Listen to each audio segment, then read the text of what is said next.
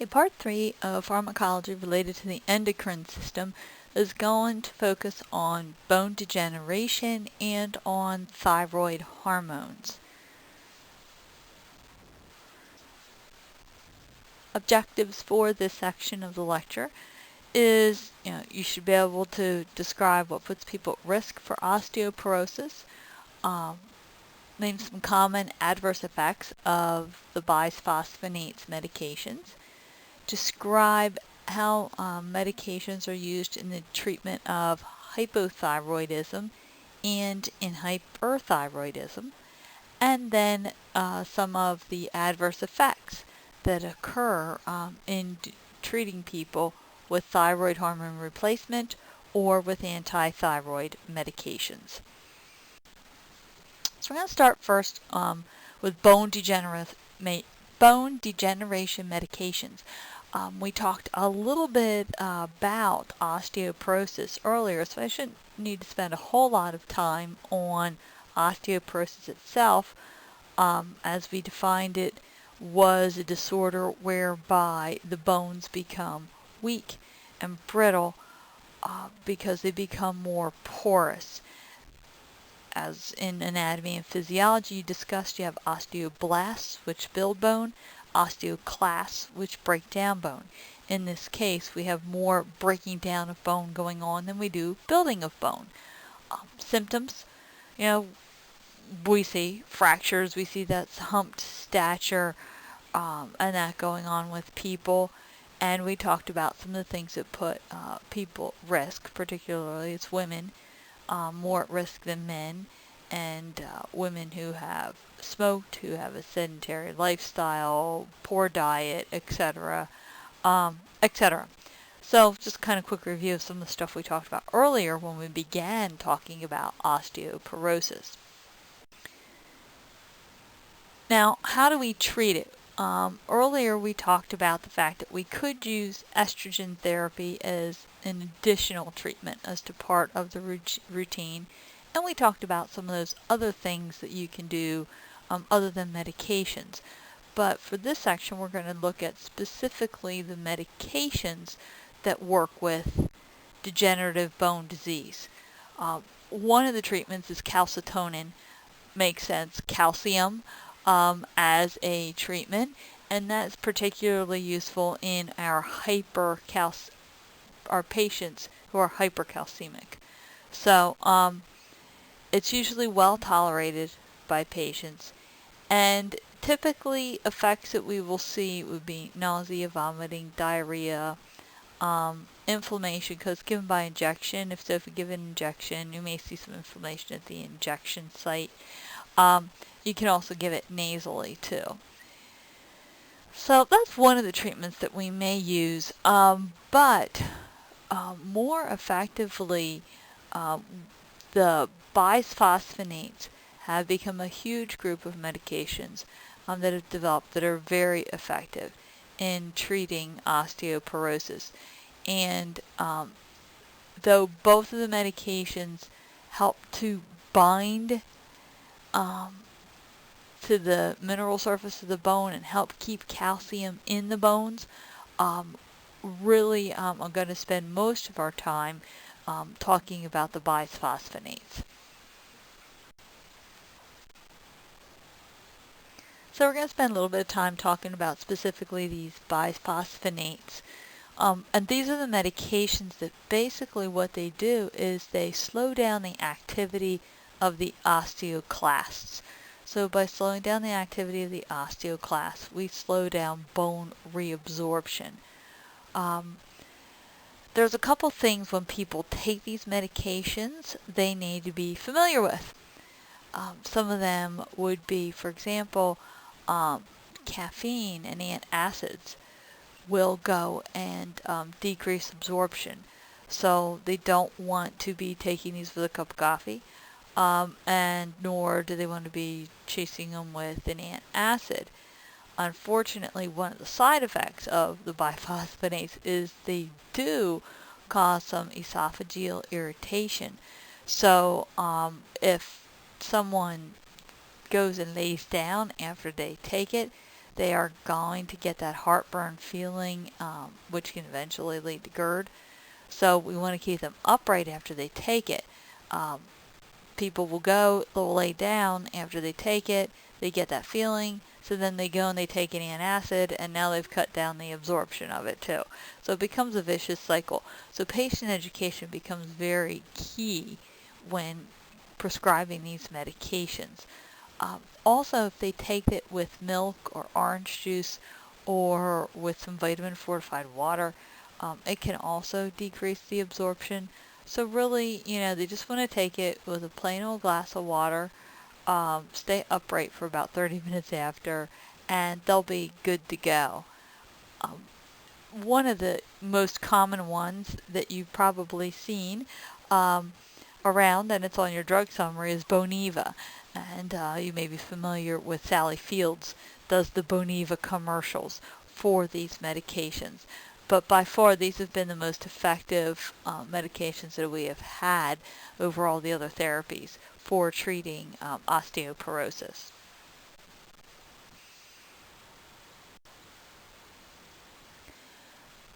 Okay, we're going to switch now to talking a little bit about thyroid hormones.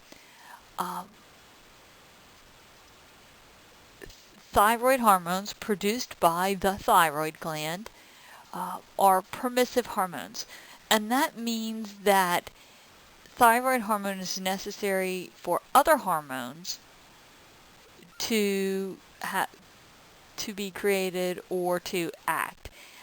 They are necessary for growth hormone and for epinephrine to really execute their actions throughout the body. So there are other hormones that basically rely on the thyroid hormones. Thyroid hormones themselves stimulate protein synthesis. They increase the breakdown of carbohydrates. They help maintain blood glucose, and they break down circulating fatty acids. Then they decrease serum cholesterol. So they are very essential for cell building, for repair, and for energy in the body. When we're talking about drugs that affect thyroid hormones, we're really going to be looking at two things.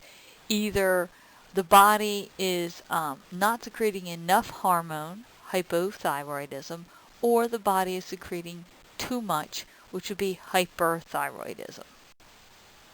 In the case of hypothyroidism, this can be caused by a number of different things. Usually it's the result of destruction of the thyroid gland. It can be destroyed from overexposure to x-rays. And that's why you'll see people working in radiology departments making sure they're keeping those filler thyroid collars to keep their thyroid covered. Not enough iodine in the body will destroy the thyroid gland, or surgical removal. Someone has it removed. That may also cause hypothyroidism.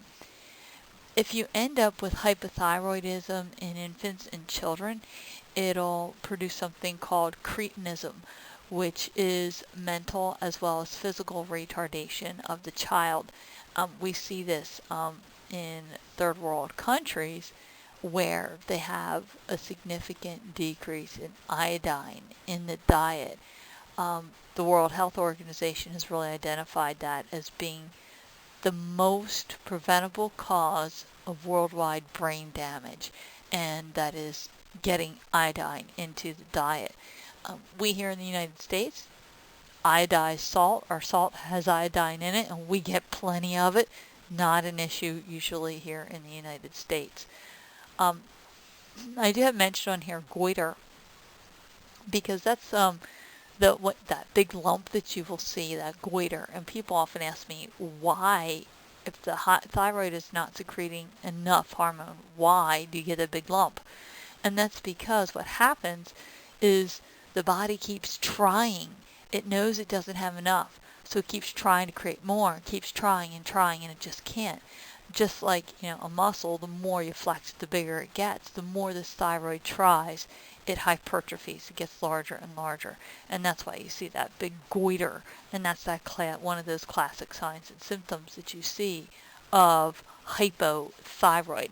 That goiter, that big lump that occurs in people who have hypothyroidism. So if someone does have an underactive thyroid, how do we treat it? What we can do is we can actually give them thyroid hormones that are either made synthetically or are extracted from the endocrine glands in pigs. So we can get it in either place. They're usually given orally and usually as a single dose once a day before breakfast.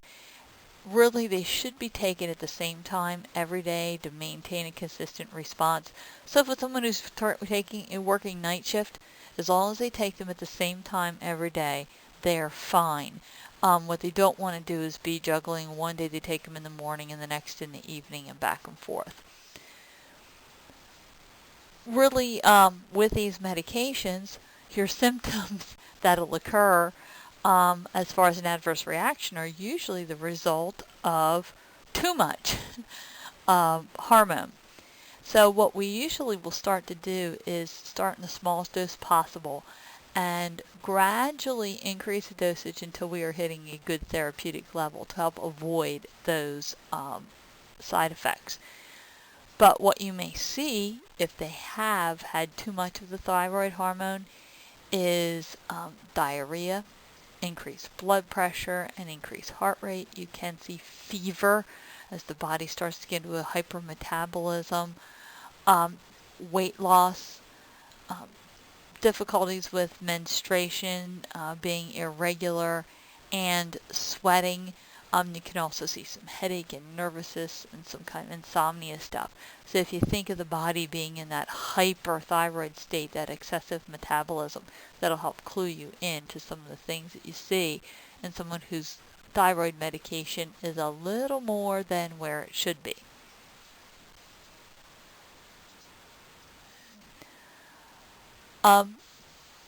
Just a chart that comes actually directly from your textbook of some of the different types of thyroid hormones that we give.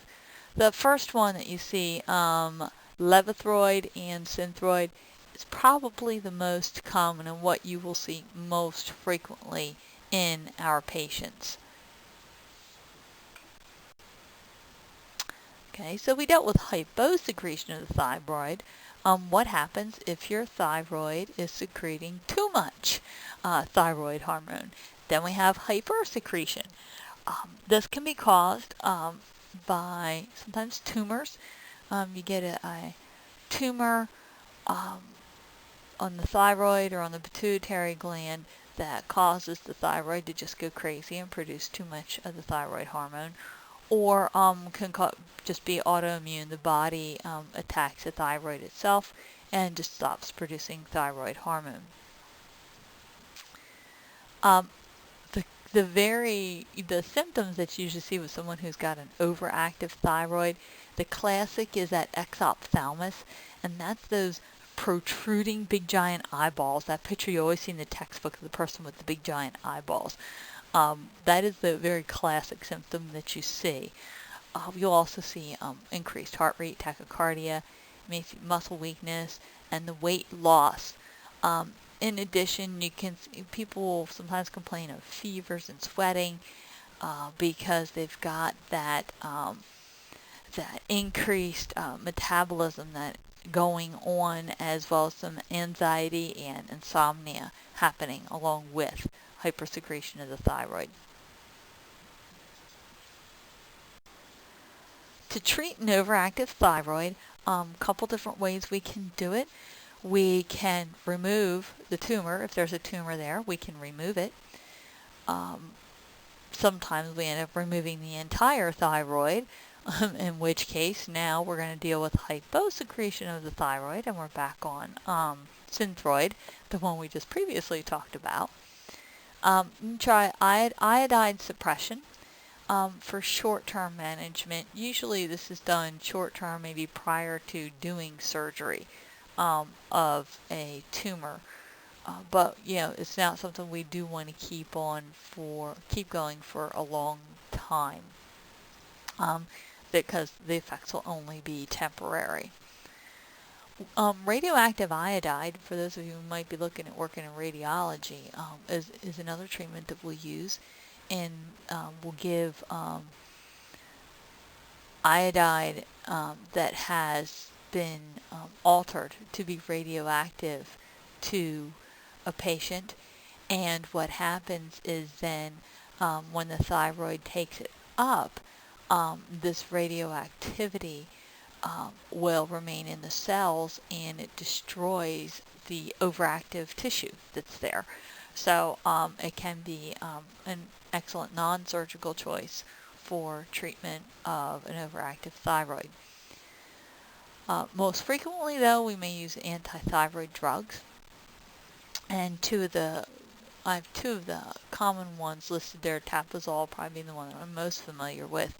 And what they do is they actually go in and interfere with the ability of the body to be able to make thyroid hormone.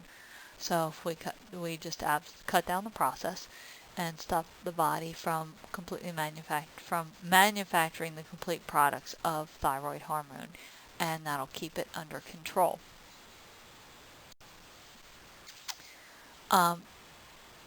The antithyroid medications, known as thiamides, do have some common side effects that we see of them. Commonly, we will see a rash. Again, we see fever, myalgia, which is some muscle pain. We could see some jaundice occurring, yellowish tone to the skin and eyes, and nausea. If you are seeing, those effects, we do need to tell our patients that they do need to come in, and let's evaluate their levels and evaluate their treatment regimen. May need to change their medication, or may need to look at another treatment regime for them. And so with that, then, we will end our chunk here on bone degeneration and thyroid medications.